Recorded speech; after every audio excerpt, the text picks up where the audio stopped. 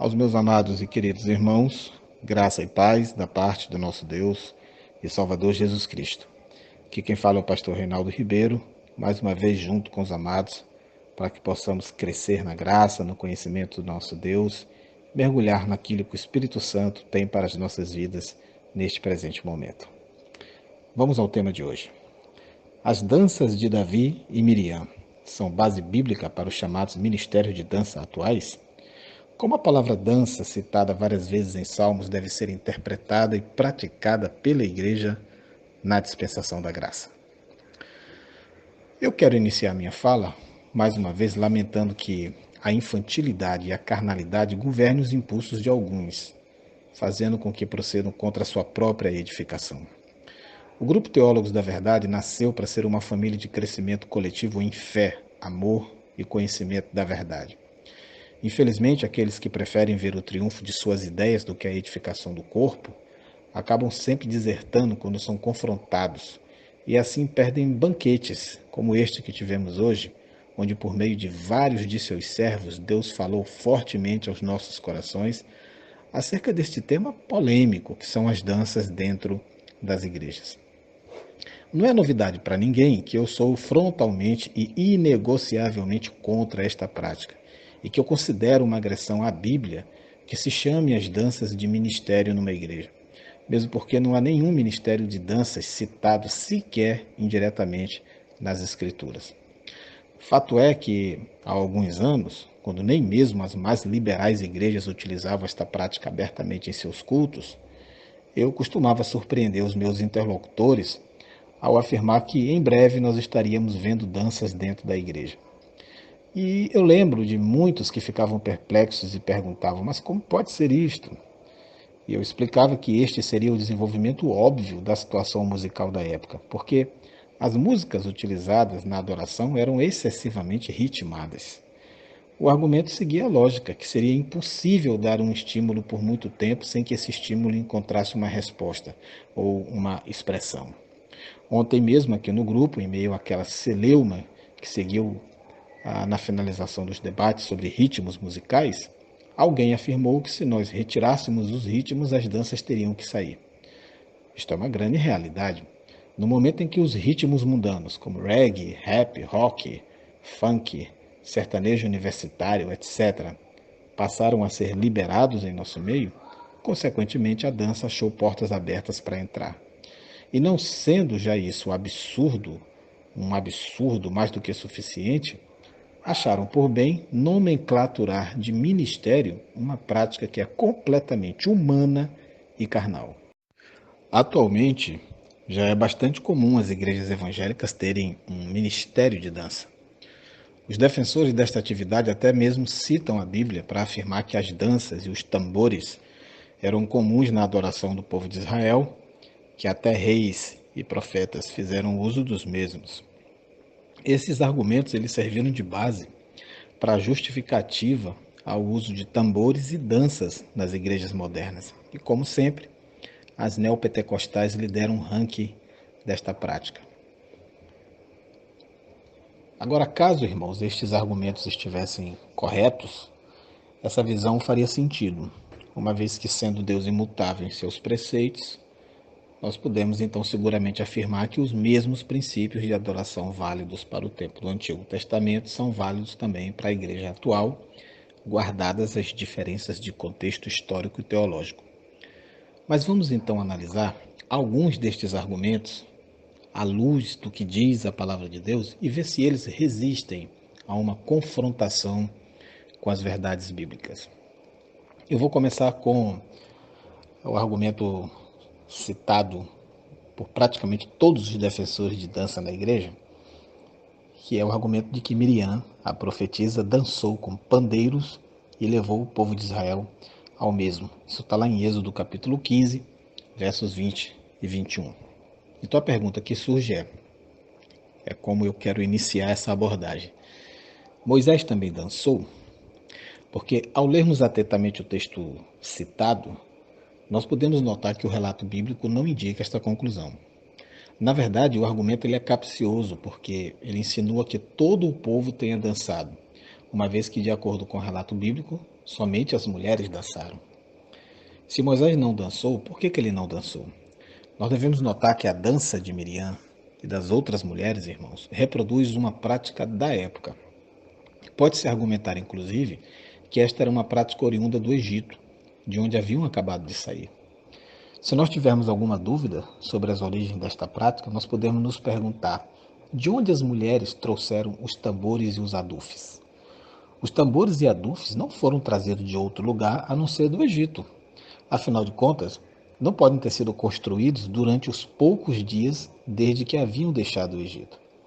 É possível também que esse tipo de instrumento fizesse parte da cultura religiosa egípcia. O povo de Israel viveu por mais de 400 anos no Egito, e este período longo foi suficiente para aprenderem e adquirirem certos costumes, entre eles até mesmo costumes pagãos usados na adoração a ídolos e deuses egípcios. De fato, em muitos túmulos dos antigos egípcios encontramos representações de moças dançando em festas particulares ao som de vários instrumentos, de maneira semelhante às modernas dançarinas. Um outro fator a ser considerado é que o cântico de Miriam nada acrescenta ao cântico litúrgico de Moisés e dos filhos de Israel. Cantai ao Senhor, porque gloriosamente triunfou, e precipitou no mar o cavalo e o seu cavaleiro. Capítulo 15, verso 21. Além disso, a dança praticada por Miriam e pelas mulheres não foi um ato de culto e nem foi incorporada no culto do Antigo Testamento.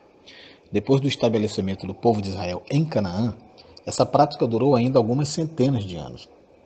A Bíblia relata que as mulheres cantavam e dançavam por ocasião de vitórias militares.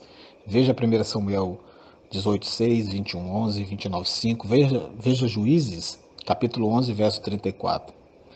Nós podemos argumentar que uma prática cultural popular trazida do Egito, posteriormente abandonada, sem jamais ter sido incorporada ao serviço de adoração no templo, seria uma justificativa para o uso da dança nos dias de hoje?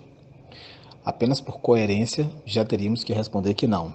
Mas considerando o espírito festivo da dança, comemorativa das mulheres daquele tempo, com a sensualidade da dança aos pares da atualidade, nós temos que responder agora com um enfático jamais.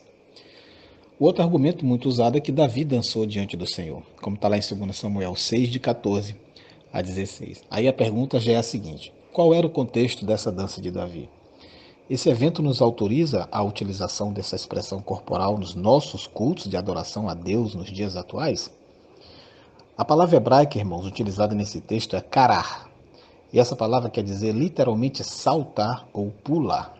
De fato, a Bíblia, na versão Almeida, revista e corrigida, descreve o evento da seguinte forma: e Davi saltava com todas as suas forças diante do Senhor. Isso está no verso 14. Então, a partir dessa compreensão, nós podemos entender que o que Davi estava fazendo não era uma dança exibicionista, sensual, como as danças atuais, e nem mesmo uma dança ritual ou litúrgica. O que, embora ocorresse entre os povos pagãos, cananitas, era completamente desconhecido na liturgia judaica. Ele estava simplesmente saltando de alegria, como uma criança que acaba de ganhar um presente esperado há muito tempo. O que Davi fez nada tem a ver com os grupos de balé que ensaiam e coreografam seus movimentos sensuais em nossos dias. A música e os saltos jubilosos de Davi em louvor a Deus, por ocasião da mudança da arca, não tinham a mais pálida semelhança com a dissipação da dança moderna. A primeira tendia à lembrança de Deus e exaltava seu santo nome. Já a última é um ardil de Satanás para fazer os homens se esquecerem de Deus e o desonrarem em suas mentes. Para compreendermos corretamente essa questão, vamos recapitular toda a história. Antes da instituição da monarquia em Israel, com a unção de Saul como rei, quando o povo de Israel estava sendo atacado pelos filisteus, em vez de buscar qual seria a vontade do Senhor, eles decidiram por si mesmos levar a arca da aliança para a batalha, confiando no objeto como um talismã, em vez de confiar no Senhor. Os filisteus os derrotaram e tomaram a arca como um troféu de guerra. Isso está lá em 1 Samuel 4, de 1 até 11. Porém, os filisteus só tiveram problemas com a arca da aliança, porque o Senhor infligia a eles todo tipo de doenças, como a gente vê em 1 Samuel 5, de 1 até o 11. Então eles decidiram devolver a arca da aliança. Colocaram-na sobre uma carroça e 2 vacas a levaram, sem ninguém precisar dirigi-las, porque o povo de Israel, aliás, para o povo de Israel, no campo de um homem chamado Josué, na cidade de Bet-Semes. Porém, irmãos, alguns dos israelitas, por curiosidade, olharam dentro da arca e morreram diante do Senhor. Isso está lá em 1 Samuel 6, de 1 até o 20. Por causa disso, o pessoal da cidade pediu que a arca fosse levada dali. Ela foi levada para a casa de Abinadab, na cidade de Kiriat Jearim, e ficou ali por 20 anos, como nós vemos em 1 Samuel 6, a partir do verso 21 e também no capítulo 7, bem no início ainda. Durante todo o reinado de Saul, a Arca da Aliança ficou em Kiriat Jearim. Assim que Saul morreu, Davi foi ungido como rei de Israel. A sua primeira providência foi conquistar a cidade de Jerusalém, que tornou-se a capital do império, como nós vemos em 1 Crônicas 11 e 2 Samuel 5. Então a segunda providência foi planejar trazer a Arca da Aliança para Jerusalém. É nesse ponto que ocorreram os eventos que nós vamos analisar para compreender essa questão da dança de Davi. Todo este preâmbulo, irmãos, foi necessário para que nós pudéssemos compreender a importância desse fato para Davi, pessoalmente para a nação israelita como um todo. Agora nós podemos entender por que Davi estava tão feliz a ponto de saltar de alegria, como nós destacamos há pouco. Davi dançou diante do Senhor, contudo não foi autorizado por Deus a introduzir a dança no culto.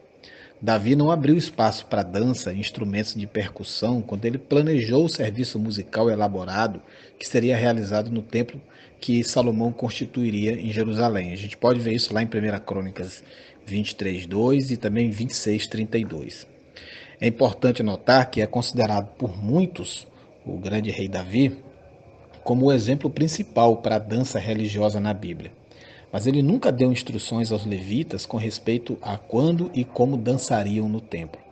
Se Davi cresce que a dança deveria ser um componente da adoração divina, sem dúvida ele teria dado instruções relativas a ela aos músicos levitas que ele designou para se apresentarem no templo. A sua omissão sobre a dança na adoração divina dificilmente pode ser considerada uma coincidência. Ao contrário, ela nos fala da distinção que Davi fez entre a música sacra, executada na casa de Deus, e a música secular, tocada fora do templo para o entretenimento.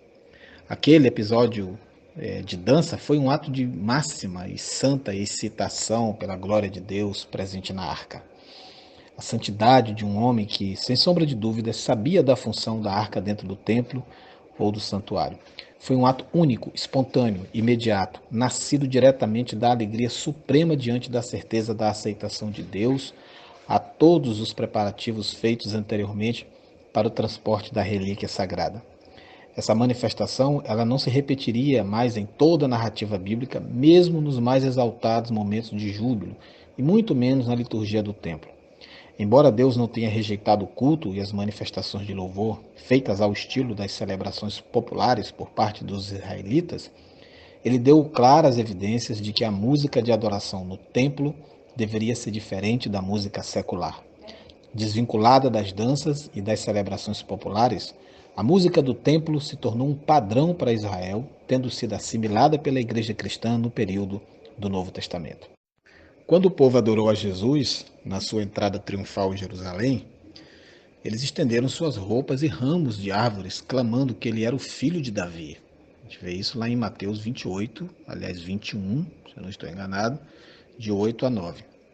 Nessa ocasião, em específico, não há relatos sobre danças ou qualquer outra manifestação do gênero. A questão a ser respondida é a seguinte: a menção de um costume mantido ou praticado pelos servos de Deus no passado é suficiente para autorizar o mesmo costume para todos os tempos e lugares? Meus irmãos, a resposta clara é não. Porque os servos de Deus no passado, sob a influência da cultura prevalecente, usaram bebida forte, tiveram mais de uma mulher, mantiveram escravos, entre outras práticas que todos nós, nos dias de hoje, reprovamos. Da mesma forma que a revelação posterior, corroborada por estudo e reflexão, iluminou estes fatos que aos poucos foram sendo eliminados, a questão da música também deve ser objeto de estudo para compreensão e juízo acertados. A dança relacionada com o ritual sagrado sempre foi característica de primitivismo e em quase todas as religiões pagãs, e mesmo nas chamadas semicristãs. Como manifestação de júbilo sacro, não deixa de ter a mesma feição. Quando Davi saltou de alegria ao trazer a arca, ele não deixa de ser aquilo uma manifestação de relativo primitivismo e simplicidade que não se verificaria e nem se verificou em seu filho Salomão quando a arca veio para o templo, como a gente vê lá em 1 Reis 8, de 1 até o 11. E mesmo assim, dada a diferença entre a espontânea e inocente alegria exagerada do rei salmista, com a prática sensual em que se tornou a dança em nossos dias, nós não podemos torná-la uma prática livremente aceitável. A dança na Bíblia está sempre ligada com regozijo, e a natureza desse regozijo pode ser religiosa, festiva ou meramente uma expressão de alegria que não tem nenhuma semelhança com as danças da moderna civilização ocidental. De acordo com as escrituras, a dança era geralmente praticada por mulheres, mas em raras ocasiões os homens também participavam. A dança de Davi em júbilo reverente perante Deus tem sido citada pelos amantes dos prazeres para justificar as danças modernas da moda, mas não há base para tal argumento. Uma terceira argumentação, utilizada por aqueles que defendem dança na igreja, é que alguns textos de Salmos, como o Salmo 149:3 e 154, mandam louvar ao Senhor com danças. Realmente, irmãos, à primeira vista, esses dois textos, eles parecem dar o aval divino para a utilização de danças no louvor. Porém, este argumento ele não se sustém diante de um estudo mais aprofundado. A palavra hebraica utilizada nesses textos é makol, e esse termo ele tem um sentido primário de dar voltas, voltear ou rodopiar, como alguns também traduzem. Devido a isto, o sentido da tradução ele é dúbio e vários estudiosos têm argumentado que em tais textos a palavra hebraica deveria ser traduzida por um instrumento musical, provavelmente um tipo de corneta, uma trombeta que dava voltas ou era retorcida, ao invés de se referir a uma dança propriamente dita. Pelo contexto, irmãos, Marcol parece ser uma referência a um instrumento musical de fato, uma vez que em ambos os textos, do Salmo 149:3 como 154, esse termo ocorre no contexto de uma lista de instrumentos musicais a serem utilizados no louvor ao Senhor. No Salmo 150, a lista possui 8 instrumentos: trompete, saltério, harpa, adufes, instrumentos de corda, órgãos, símbolos sonoros, símbolos retumbantes. Como o salmista está listando todos os instrumentos a serem usados no louvor do Senhor, é possível assumir que Marcoal tem o significado de um instrumento musical também, seja qual for a sua natureza. De fato, na tradução de João Ferreira de Almeida, na versão revista e corrigida, o texto de Salmo 149:3 é "Louvem-lhe o nome com flauta", enquanto que o texto de Salmo 154 diz "Louvai-o com adufe e flauta". Outras traduções seguem a mesma linha de pensamento, como a Bíblia na linguagem de hoje, a edição contemporânea de Almeida, publicada pela editora Vida. Esta também é a versão de rodapé fornecida pela conhecida versão inglesa King James. O Salmo 149:3 declara "Louvem-lhe o nome com danças" ou com órgão no rodapé da King James. E o Salmo 154 fala "Louvai-o com adufes e com danças", ou com órgão no rodapé da Bíblia King James.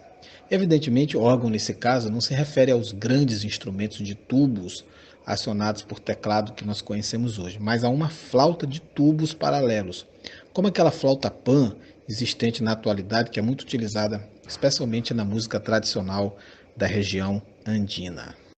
Quanto à compreensão correta dos salmos, nós deveríamos também ter em mente o princípio da hermenêutica bíblica, irmãos, que diz que sempre deveríamos considerar o estilo literário do conteúdo em estudo. É uma narrativa histórica? É uma parábola? É uma declaração profética? Estas perguntas devem ser feitas pelo estudioso diligente, de forma que, a partir das suas respostas, ele possa buscar uma interpretação coerente. Os salmos devem ser compreendidos como fazendo parte do estilo literário poético, e, como tais, não deveriam ser interpretados como sendo literais. A linguagem figurativa desses dois salmos dificilmente dá margem a uma interpretação literal de dança na casa de Deus. O Salmo 149, verso 5, encoraja o povo a louvar o Senhor nos leitos. No verso 6, o louvor é feito com espadas de 2 gumes nas mãos. Nos versos 7 e 8, o Senhor é louvado por castigar os povos, pôr os reis em cadeias e os seus nobres em grilhões de ferro. É evidente que a linguagem aqui é figurativa, porque é difícil acreditar que Deus esperaria que as pessoas o louvassem estando em pé ou saltando sobre as camas ou enquanto brandem uma espada de 2 gumes. O mesmo se aplica ao Salmo 150, que fala em louvar a Deus de modo altamente figurativo. O salmista, ele chama não somente o povo de Deus, mas todo ser que respira, ou seja, toda a criação animada para louvar o Senhor pelos seus poderosos feitos, como está no verso 2, em todo lugar possível e com todo instrumento musical disponível. Em outras palavras, o Salmo menciona o lugar onde louvar o Senhor particularmente, no seu santuário e no firmamento do seu poder. A razão citada para louvar o Senhor é por seus atos poderosos, conforme a excelência da sua grandeza. Verso 2. E os instrumentos a serem usados, citados para louvar o Senhor, são os 8 que eu já listei anteriormente aqui. O verso 6 nos diz que instrumentos não podem, eles próprios, ser um canal de louvor. Somente coisas que têm fôlego podem adorar. Somente almas viventes podem louvar ao Senhor. À luz disto, o salmo somente faz sentido quando entendido como um salmo ricamente figurativo, usando os tons característicos dos vários instrumentos para descrever as diferentes emoções da verdadeira adoração.